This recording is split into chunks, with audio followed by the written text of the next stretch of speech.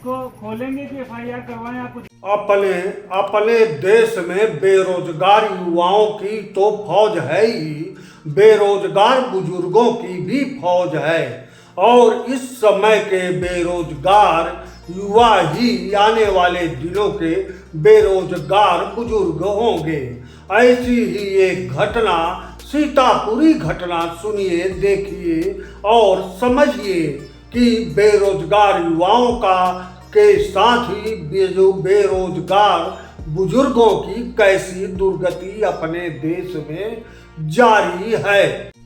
बहू ने पेंशन के लिए ससुर को घर में 2 महीने तक बंधक बनाकर रखा था।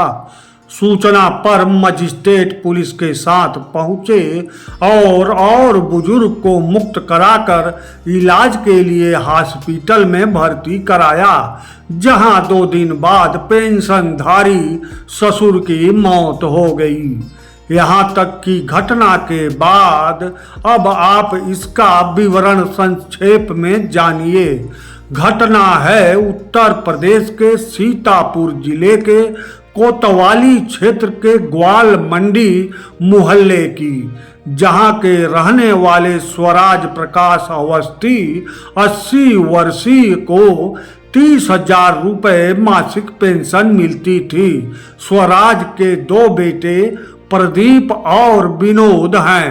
बड़े बेटे प्रदीप के मौत के बाद स्वराज प्रदीप की पत्नी स्नेहलता के साथ रहते थे और इनके यानी ससुर के पेंशन से ही विधवा स्नेहलता का खर्चा चलता था।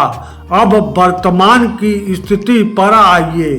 विनोद को उसकी भाभी स्नेहलता अपने पिता से मिलने नहीं देती थी, तो विनोद ने अपनी भाभी की शिकायत कोतवाली में किया और तब पता चला कि स्वराज 2 महीने से बहू द्वारा बंधक बनाए गए हैं और इलाज के बाद स्वराज अवस्थी की मौत हो गई।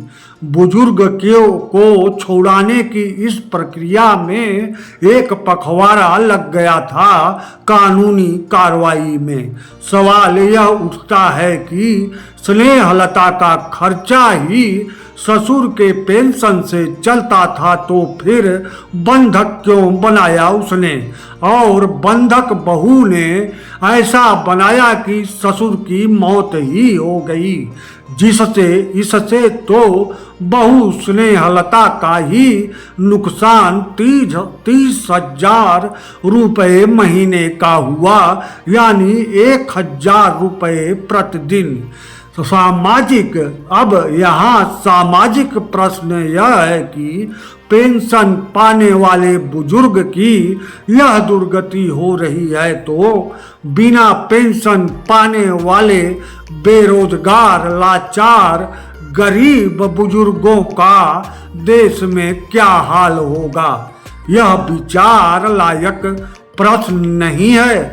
खैर, सरकारें हैं, आती रहेगी जाती रहेंगी, फिर आएंगी फिर जाएंगी, और इसी तरह युवा बेरोजगार के साथ ही अपने देश में बुजुर्ग बेरोजगारों की फौज पनपती रहेगी, बढ़ती रहेगी।